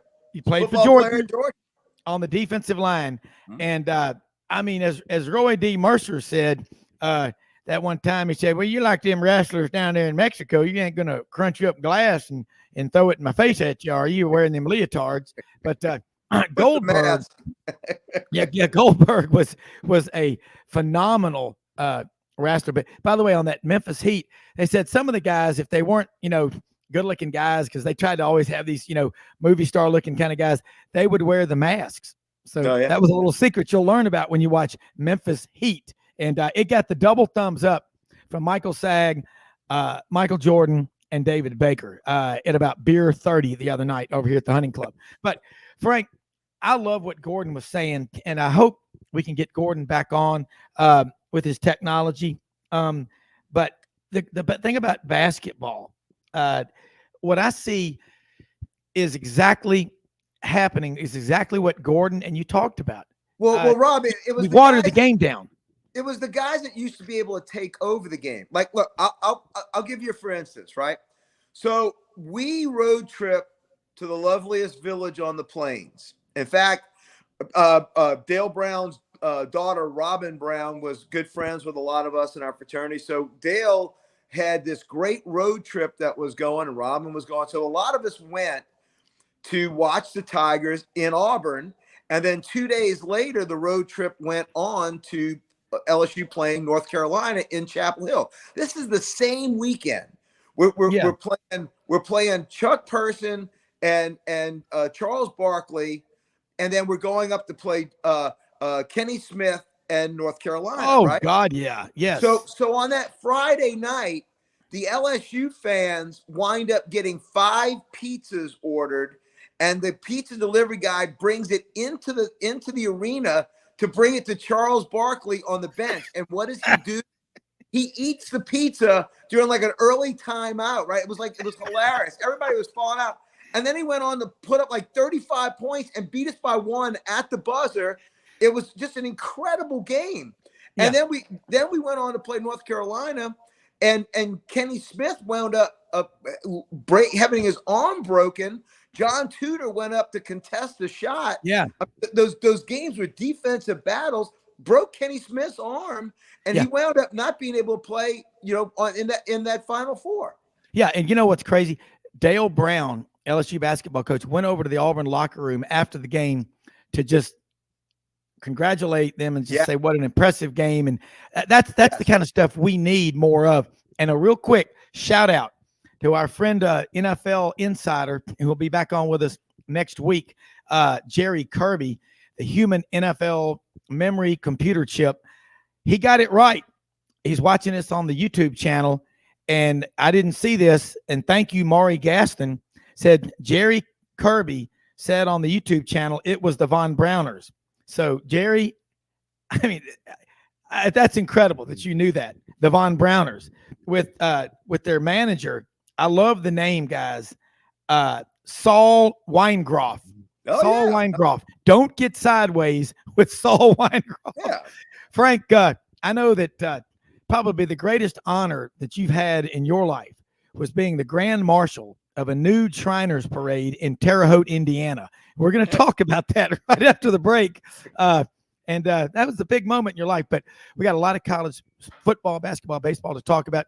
Buddy Martin's going to check in with us, the coach, in just a few minutes on Sidelines after this break.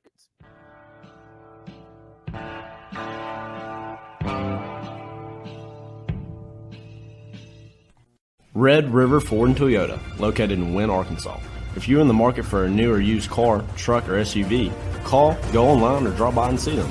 Located 45 minutes from Memphis, go off the 4-city exit on I-40 and go north about 15 minutes on Highway 1. Easy to work with and still believe in customer service. If you live out of town, they will deliver your vehicle to you. RedRiverFordToyota.com. Just see what they can do. Strengthen your seed zone this spring with quality tillage equipment from House Industries. Located in Cherry Valley, Arkansas, House Industries specializes in manufacturing superior equipment that will minimize your downtime and keep you working in the field. To ensure the highest quality control, all design, fabrication, and testing takes place in a 99,000 square foot manufacturing facility located right here in the heart of the Delta. Locate your nearest House Equipment dealer online at houseindustriesinc.com. House Industries, breaking ground. Sidelines with Rob Browne. Talk sporty to me.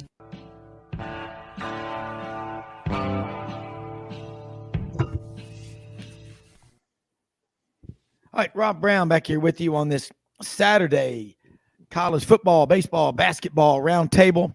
Frank Duffy, we had Gordon Ford on with us in the previous segment, and we'll get him back on here again this week. Now we got Buddy Martin. Folks, you may miss waking up in the morning and reading a newspaper, which is a work of art, true grit journalism. Let me just remind you of the importance. Reading a great sports writer, a great author, is like lifting weights with your brain, swimming, running, working out. The more you do it, the smarter you are and the better your vocabulary. Former sports editor of the New York Daily News, the Denver Post, the St. Petersburg Times, now GatorBaitMedia.com, and the Buddy Martin Show, Monday through Thursday nights, 9 p.m. Eastern, Facebook, Twitter, YouTube. Check it out. You want to know what's going on, not just with the Gators, but nationally in college athletics. Talks with the influence makers, guy who's at the tip of the spear, whose great-grandfather was a Baptist preacher in Flomaton, Alabama. Buddy Martin, welcome to Sidelines. Thank you, Floral. I appreciate this. Always Okay. Yeah, it's all right. Good to see you again, Rob. Always makes me feel good to come on here. And I see there must not be a Mardi Gras or something because Frank's here.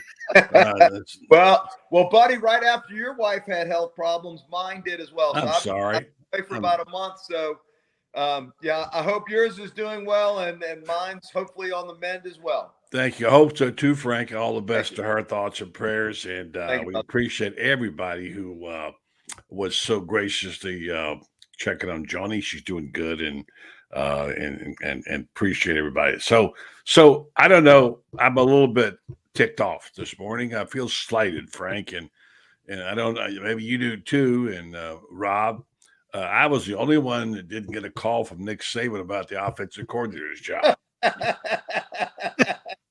I love it. The shot was coming.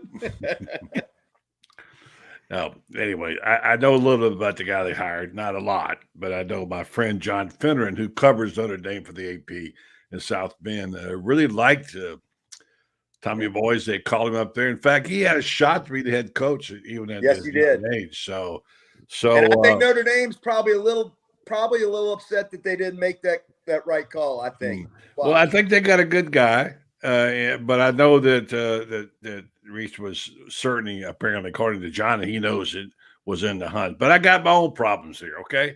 I can't worry about Alabama. We got to, we're turning into a gymnastics school around here.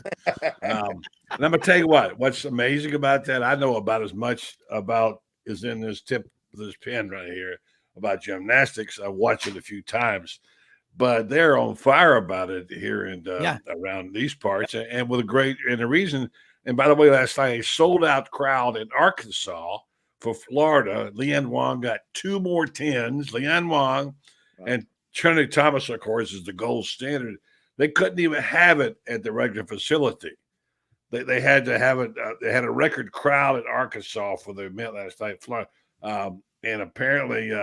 They had their meets in Barnhill Arena, apparently. The old basketball arena. But they couldn't do it last night. They had to upgrade it, and they had a big crowd. So had 11,031 Hog and a couple of Gator fans. And Leanne Wong got 2 10s another time, and Florida won. Now, here's the thing about it, and I'm not going to pretend like I know something about gymnastics. I ain't going to talk about it much because I don't know much about it. But they're outdrawing the basketball team here in Florida. And the basketball team, by the way, had a pretty good win last week. So things change. Well, Coach, Buddy and Frank, a friend of mine on one of my group texts went to Auburn in Atlanta. He and his wife a couple of weeks ago were trying to get gymnastics tickets for an Auburn gymnastics meet. Mm-hmm. They were like $15 face value down on the lower level. Mm-hmm. They ended up paying $250 for 2 tickets at Auburn. It's the same thing at Auburn. You've got, of course, SUNY Lee. SUNY Lee got 5 perfect 10s last year. Yep. Fortunately, we don't have the old Russian and the East German judges over there. that was always the best. The Russian would fall off the beams, and they would go, yeah, it's a 10.5, okay? Rob, you talking about the popularity, this little LSU gymnast who is now this like overnight social media sensation. I mean, yeah, Lydia Dunn. Making $1 zillion too, by the way. Yeah, so. Yeah, it's crazy. I mean, it's unbelievable. Yeah, and it is. I remember last year that the Auburn Alabama gymnastics meet in Auburn. The Auburn students were down there on floor level, contorting themselves and making faces and trying to mess up the Alabama gymnast. I mean, that's how intense this stuff is getting, buddy. I mean, I love the fact. This is what I love, Frank. I think you'll agree with Buddy. You know, not everybody can say. A friend of mine who covers AP in South Bend for Notre Dame, you have the relationships and the connections. You're not just throwing stuff against the wall and hoping it sticks. And this is something, when we have young writers on the show like Mitch Davis, who's only 25. Yeah, I've been on Mitch's show. I've been on his show. Yeah. I said, follow, when you're a bike rider, get on the back wheel of the fastest rider in your Peloton, your pack. You know, 6 inches, I call the EFC, error-free zone. Don't not pay attention, because then everybody wrecks. But find a great journalist like Buddy Martin, like Tony Barnhart. Mentor these guys. Get them. Ask them, would you please help me? Just and be brutally honest.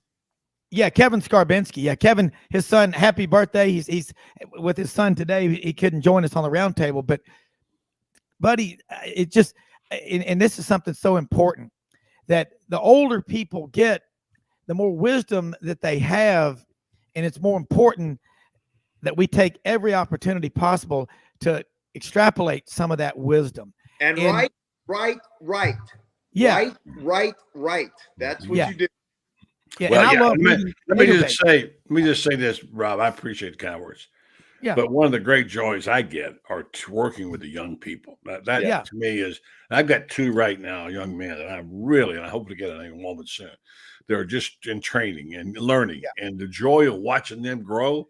And this has probably been my most satisfying part about my business over the years, is I have worked with many, many greenhorns, many of which we all were at one time.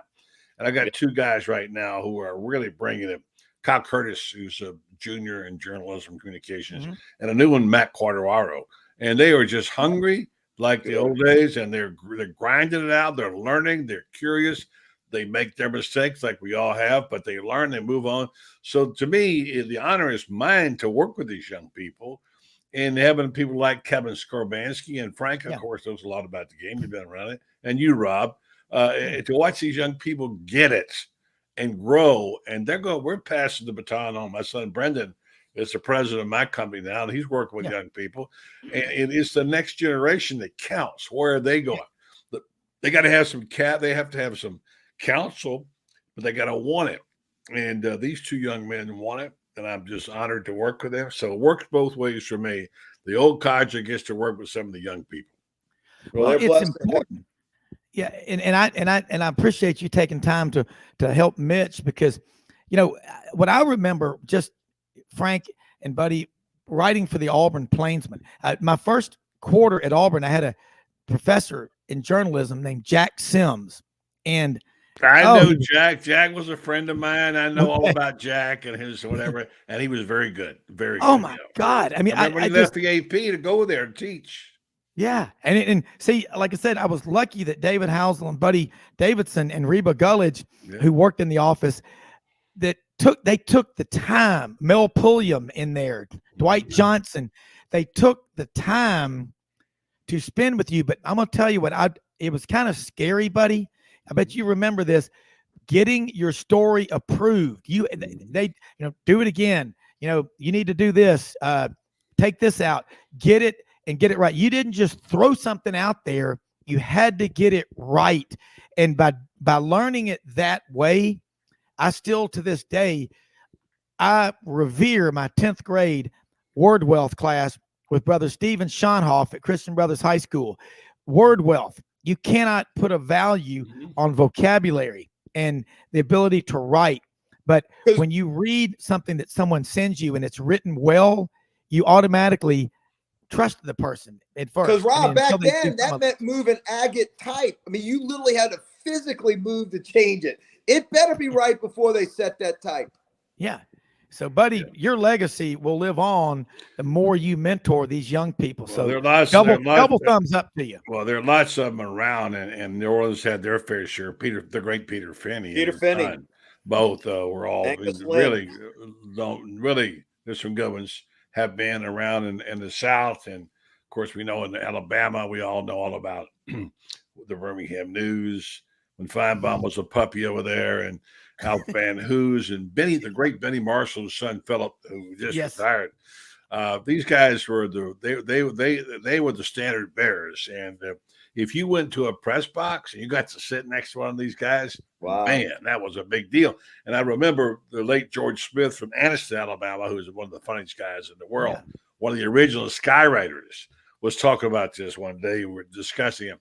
Furman Bisher, who was one of the gods of journalism and the denizens of the press box, and guys like Freddie Russell, who, by the way, was a vice president of the newspaper and sports columnist of the Nashville Banner. We all saw the advice from Freddie. But I remember George telling the story. One day he and Clyde Bolton, you know that name, were in the press box, and they're after a big game, and Bisher was there. In those days, they had typewriters. You guys know what those are, but a lot of them don't. And Bisher was clanging on that typewriter. He could type fast, and said he would type, and George is watching him, and he'd take it out, rip it up, and wad it up and throw it in the garbage can.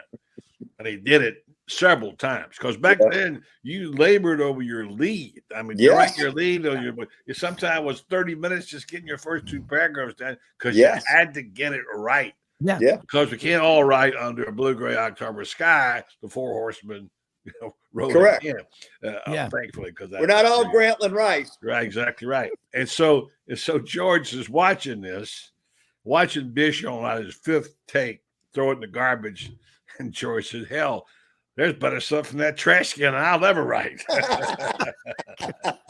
I love that. Well, I mean, I can just think about it and buddy, didn't you bring this up on the show that there ought to be a sports writers hall of fame, not just in Alabama, but for the South? And that would be something really cool because to me, if you think about it, the more you know about your history, the more pride you'll take and the more you will fight to preserve and to build on the legacies of those people that came before you. And if there's not a sports writers hall of fame, then why not? Well, there is a Sports Writers Hall of Fame in Salisbury, North Carolina. It's by a state, and it's nice, but quite frankly, it's very political, but that's okay. I mean, that's how it was. There's a guy who won 13 times in the state of Florida who was a friend of mine, and in every competitive competition that we had with the judges, he never made the top three. But he won the state 13 times, so you figure it out. But nonetheless, I think what I was saying, I was referring to what you guys did there, and Kevin was part of this, when they had Alabama pick their 50 greatest sports writers. Yes. And I think Kevin might have been one of them. Feinbaum was in there. And so I lauded them because it sounds very self-serving, and I don't want to be that. I'm not trying to get on some list or any hall, whatever. I just honor the profession and say that every state ought to have that, ought to have their 50 greatest, Yeah. And a couple of guys, and I talked to quite a few people, maybe 10, 12, 15, all who agreed, but it was difficult to get that list together. And I said, I don't care who's on it, but we ought to have it. And then so I said, what do you do with it? Well, just put it on Google. So somebody can one day wants to find out, there will be some reference point of who the great sports writers were. That's all, the legacy.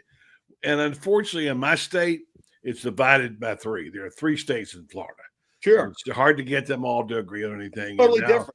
Well, I mean, for instance, now the original Hall of Fame was run by the Florida Sports Writers Association, of which I was once president because I couldn't get anybody else to do it many moons ago. But the bottom line is that it was taken over by a group out of Miami, and now everything in the Hall of Fame is about the NFL, NBA, Major League Baseball, and the people who made this are no longer the ones who were voted in before. So again, not to get too rambling on about it because nobody really cares that much about it, but I think these people, and I'll give you an example. When I go to Auburn, I see pictures of sports writers on the press box. I go to the Gator Bowl in Jacksonville, I see plaques dedicated to people who served. When I go to Gainesville, I don't see any, not one of any kind. You can't tell me that Jack Harrison shouldn't be on that wall now in Gainesville as someone who knew Spurrier, covered it. I mean, there's about 20 guys that made Florida football what it was, and they are nowhere to be found anywhere around the University of Florida, which I think is criminal. That's too bad. That is a shame because the great sports writers. I mean, I remember as a kid reading War Eagle, A History of Auburn Football, Clyde Bolton. I know Philip Marshall. We have him on the show with us. Mark Murphy, Inside the Auburn Tigers. Kirk McNair is the oldest living journalist, I was told, in the state of Alabama, Buddy and Frank, and love to get him on the show. You mean Keith Donovan, who's now, I think, ESPN's new historian for college football. Wrote a great book on the missing ring. Yeah. And Buddy, I mean, I don't want to burden you like I do with Lauren Smith, but I told Lauren, I said, you better get your arm, you better be lifting some weights because it looks like you're going to be writing a second book on that national championship. So Lauren's I guess he's going to have to tough it out down in St. Simons and Sea Island and write another book. Somebody's got to do it. Yeah. Is Lauren Smith the Robin Leach of sports in the South now? Kind of is. He's around the rich and famous for sure. I love that guy. I know him and all the Georgia Bulldogs are living a charmed life. I know that. Let's see. Wait. What do you got, buddy? I'll hold that up, not to be self-serving. To see that title, Urban's Way. Yeah. All right, that's the book I wrote. The reason I bring it up is that's a mythical title, which I made up, Urban's Way, of course. And there is going to be a ceremony next Friday in Gainesville, where there's going to be a street named after Steve Spurrier called Steve Spurrier's Way. Oh, wow. Okay. Cool. And it's not just a phony baloney deal. The state has sanctioned it. That's awesome. There's only been 3 people in the state of Florida in sports who ever had that. Bobby Bowden, I think, and Don Shula, and now Spurrier. Wow. And that's going to be dedicated. They're going to be quite a group of dignitaries for a short ceremony at Steve Spurrier's Gridiron Grill, including people that are like Congressman Jeremy Foley's coming back for it, and he's going to have his own street there at Steve Spurrier Way. Hell, they've named everything else after him. Why not a street, right? So, buddy, hold that thought because I want to hear about this. We're going to come right back. We got some more and got another wrestling trivia question that I bet Buddy and Frank are going to know the answer to. Sidelines, final segment coming right up.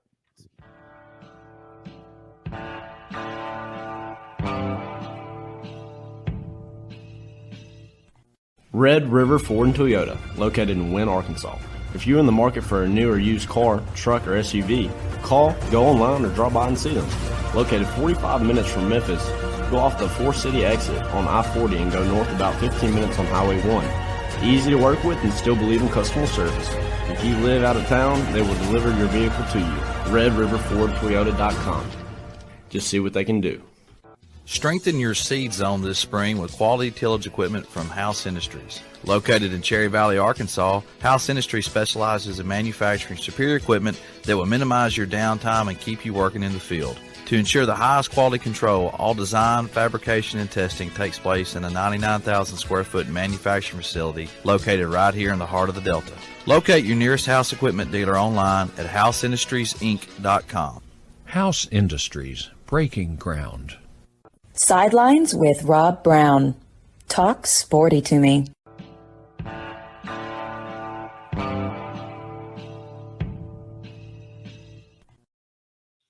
This is a wrestling question. This came from one of our listeners out in Duncanville, Texas. Meatloaf, he calls himself. Who won the match between Jerry Lawler and Plowboy Frazier? Lawler put his crown up against Plowboy's chicken. This happened in Monday Night Wrestling at the Mid-South Coliseum in Memphis. Interesting question. I'll give people a minute or two to see who texts me and gets that one right. But all that stuff was real. And all right, looks like we have a winner. Kurt Vonnegut. Lawler won the match, and he came out after the match eating a bucket of Kentucky Fried Chicken.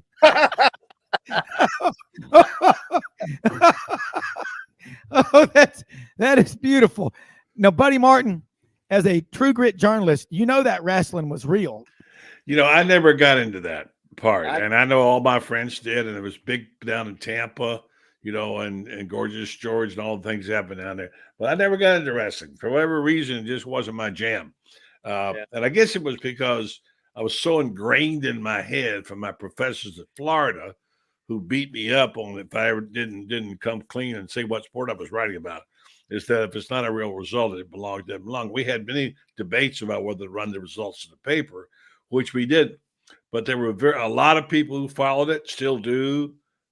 People, I'm not saying that's your thing, do it, but I never did get much into wrestling. I know people remember Salty Saul and Tampa and all the Gordon, all the great names in Tampa and sure Memphis, and Woody Page, who I worked with, is from Memphis. He was all about wrestling. He loved it. So, I mean, I know it just depends on, I guess, your time and place in the city. Yeah. One question I would ask you, being that he is from Tampa, how good of an edge rusher would Hulk Hogan have been had he played college football? It would have been a better mid linebacker, wouldn't he? I just always get a kick out of that. Yeah. But the thing, buddy, I want to get, how do people get your book? I've got several people asking me, wait a minute, how do I get Urban's Way? Because my wife, Audrey, every time there's a coaching vacancy, she says, back up the bank truck and hire Urban Meyer. And I don't know him. You do.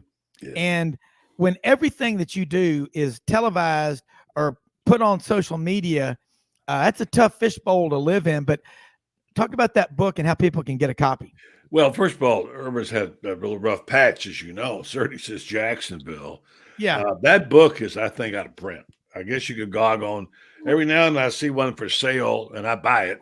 It's, somebody has owned. Yeah. And it's out of print. And I don't guess they have any interest in redoing it.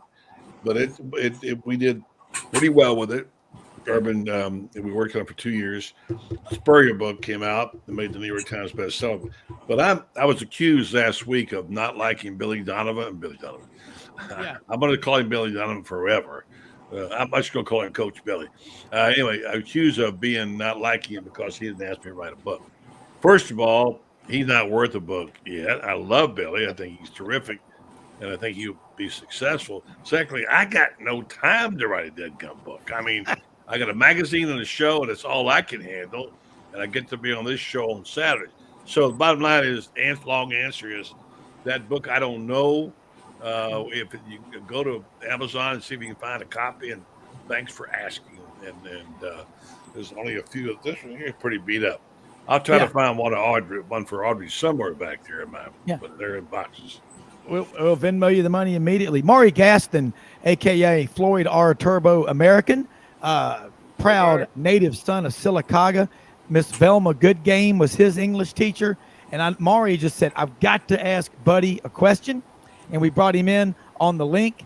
And I don't know if you're in Sylacauga, Mountain Brook, or the Metroplex, Dallas-Fort Worth, but come on. Well, I got home last evening from a week in ice cold Dallas. I'm sorry, Rob. I didn't have a particular question for Buddy, but so much of what you were talking about this morning brought back so many good memories.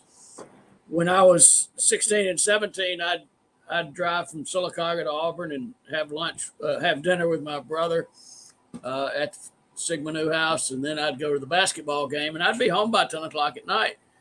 And y'all probably remember that back in those days, you'd play a road game on Saturday and Monday, and you'd also have home games on Saturdays and Mondays. And like Auburn would go to Starkville and Oxford on Saturday and Monday.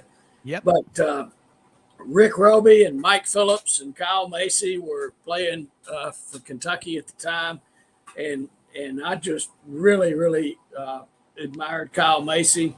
I seem to remember Roby and Phillips were numbers 53 and 55. One of y'all probably know that. And back in the day, you could walk on down to the court before the ball game, and I just walked up to Joby Hall and shook his hand, and I went over to the courtside table and met Kaywood Ledford and chatted him up a little bit. And Ray Mears wasn't quite as friendly as Joby Hall, and Joby Hall probably wasn't very friendly either. But, I walked up to Ray Mears and talked to him, and then what really got me, when Ernie and Bernie were there at Auburn one night, I just walked into the visitors' locker room after the game, and there they were. So, those were fun times. And it was a different time, that's for sure.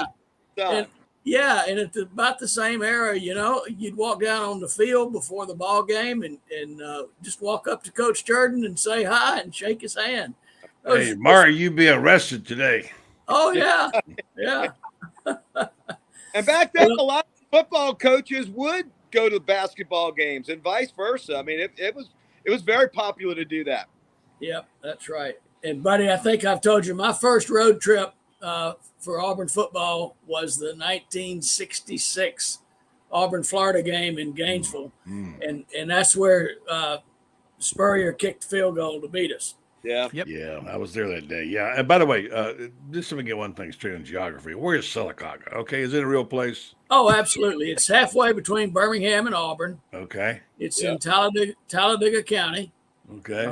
Highway 280 runs through it, and Highway 31 runs north and south. I'm going to kid you because I want you to teach Rob where Florala is because he didn't know how to pronounce it this morning. I know where Florala is, and I know where Flomaton is because Bill Cameron, my friend, is from Flomaton, and Florala. I know where Floribama is. I know that. Yes. Well, I give you one, you Alabama boys. Think you know everything? Where's Green Bay? Where is Green Bay? Where is Green Bay? I've never come in Baldwin County, down there back in the corner of the bay. Here's what I know about it. One of my great grandfather's people came through there and lived for a brief period of time. So when I went looking for my man Francis Sears Martin, who migrated over from Georgia, I went to every place in Alabama where he said in the family tree he was. And Green Bay ain't nothing but a great big old field. Nothing there. I mean, literally nothing there. And so there's a town, but there was a name, but no town. So I have a limited amount of knowledge about Alabama geography, but I know where Florala is. I know where Phoenix City is. I know where Opp is, where some of my relatives live, and what have you. So, that's the story of my knowledge about Alabama. But of course, we know the great history that they have there.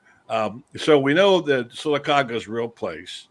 And we know, Rob, if you look down in the bottom of the word, the reason it's Florala is around the line there. Oh, yeah. And my great-grandfather was a minister of the First Baptist Church for 30-some years there. His name was Francis. His name was obviously Martin, too. And his name was also Francis, which is my middle name. Boring, I get it, but I just want to prove I have some roots in Alabama. There you go. No, you do. Hey, buddy, I'll tell you, one of the coolest things that I've learned, the term I've picked up from you and Franz Beard, along with Frank Duffy, perhaps the two most interesting men we have on this show. I think they both worked for the CIA and never told us. But I got to say, the muck, Lake Okeechobee, Clewiston, Immokalee, Pahokee, buddy, I mean, that's what I love about having you on here. And I can't go a day without hearing about some football player somewhere in the NFL or college who's from the Metro Muckopolis. It's incredible. Rob, you're not going to believe this. I spent 2 weeks in Clewiston, Florida in 2004. I volunteered for George Bush's re-election in Clewiston. I was working down there. It was a highly Democrat area. I went in as a Republican volunteer from Georgia because we knew we were going to win Georgia. And I was in Clewiston for 2 weeks knocking on doors. There were 9,000 registered Democrats, and John Kerry only got 4,500 votes. There was 3,300 registered Republicans, and George Bush wound up getting 6,000 votes. Clewiston, me and high schoolers knocking on doors at Clewiston. And by the way, the high school football game that night was huge. the Seminoles had come in.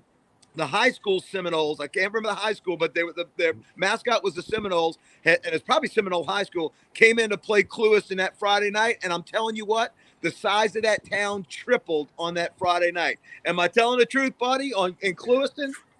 So, Frank, you did work for the CIA. He's Jonathan Winters double. Yeah, What it's interesting. county is Clewiston? I don't know what county Clewiston's in. They're down by the lake, so I can tell you this. What you're talking about with everybody coming out. There was this place. You ever heard of Wildwood, Florida? You probably haven't. Okay, yeah. It's a railroad town just south in Sumter County, south of here, not too far from my dad's buried there in Oxford, and my grandparents. But the thing about Wildwood is just exactly what you said. Well, they played a high school football game back in those days. There's a guy named Bird Wiggum from Auburn, by the way, who was the head coach. And they had 23 ball players, and they won the state championship that year. But when they played football in Wildwood, everything shut down. It was just, you could come in that town and taken it over. There was probably maybe 3,000 people. Everybody came. And that reminds me, there are many high schools like that. Unfortunately, Florida high school football has changed and doesn't have that anymore. But the Wildwood guys wrote a book about it. I saw it a couple of days ago about their team back in Wildwood back in 1963, I believe. And they beat a big Lake City club, and they had it was just the ragtags, it was a great moment. And so I love those stories. I covered some of those little schools back in the day, and that is the heart of football in high school, and the heart of what eventually becomes the college players. The small towns of Alabama and Louisiana are just like that. Yeah. Well, one of the best players ever to come out of the muck, a player out of Immokalee, Florida, Edgerrin James. Yeah. I think Tennessee's likely starter at quarterback this coming season is Joe Milton III out of Pahokee, Florida. And I remember Georgia had a great outside linebacker, Wycliffe Lovelace from Clewiston, Florida. And they make those names up. Yeah, and the mosquitoes down there are the size of golf balls. Yes, they are. And they've got gators, they got rattlesnakes as big around as an inflated fire hose. You get bit by one of them, it's not the bite, it's the broken bone. If you survive. You didn't want to be on the road in Clewiston. Yeah, but Buddy and Maury, you know this. Small town high school football where you've got a paper mill means championships. Go look up the Arkansas Democrat Gazette. Remember that great paper? Perhaps the best sports section you'll ever read in a paper, except unless Buddy was the sports editor. But I'm telling you, they did a story one time about in 1998 or 99, why Arkansas, in the SEC, what did they need to do? They went around the Southeastern Conference footprint, and they traced the number of high schools in the South that had a paper mill. You think about Pine Bluff, Arkansas, Dollarway High School. They got 2 paper mills in Pine Bluff. It really smells bad over there. But Palatka, Florida. Palatka? Louisiana. Palatka. Yeah. So, Buddy, look, we just got a few minutes left, and let me say this real quick before we close out. Awesome show, everybody. And most often we're going to see the face of Christ in the least among us. Go out and give with the expectation of not wanting anything in return. Give to give, not giving to get. And remember, we live in the greatest country in the history of the world. Where else can you listen freely to Buddy Martin, Frank Duffy, Maury Gaston, Coach Butch Thompson, Gordon Ford, had him on earlier, Mr. Technology from Cupertino, California. But Buddy, tell people in your mind, in just the last few minutes that we have. I want to say something too, Rob. Yeah, go ahead, buddy. Maury. Well, I just want to say I've known you 40 years, but this program that you've got has enriched my life tremendously. I have learned deep appreciations for so many other schools in the conference that I wouldn't have otherwise had an opportunity to. And I've met Buddy, and I've met Frank, and I've learned about Florida and LSU, and Rob, you've brought so many people together through this, and I just wanted to say what a great thing it is, and I hope somebody else will see this and say, I need to learn about that too. Yeah, well, thank you. That's what we're here for. It's Pat Sullivan's acceptance speech for the Heisman Trophy. It's not just one person; it's an entire group, and that's what we're blessed to have. And so, thank you. And Buddy, when you're on, you are like the coach. You are the Oracle of Delphi. Your parting words of wisdom here in the last minute and a half before we go, and look forward to doing this again next week. I just want to say the whole Jaden Rashada situation is coming to a head, and I know a little bit about it now. I didn't know before. We'll save it for another day. I wanted to say shout out to Trey Dean, who was named MVP of the East-West Shrine game. A guy who had a lot of derision, and Gator fans got after him. Good luck to this young man. It'd be great. And, of course, the big win over Tennessee. Now, Florida's in the middle of a 4-game murderer's row among the top 5 teams in the country. And their easiest game of the schedule, by the way, is tonight at Lexington. That's how tough that is. That's an indictment. Yeah. They beat number 2 Tennessee, as you might know. And so just a few little things. And we'll talk about recruiting in Florida and all that another day. I'm not terribly happy with the progress, but we'll see. Well, another thing along the lines of what Maury said, that's the fun part about this show is getting all the fans of the different schools. And I think when the virus kind of locked a lot of things down, freedom was what we were all about, the freedom of the press and voice your opinion.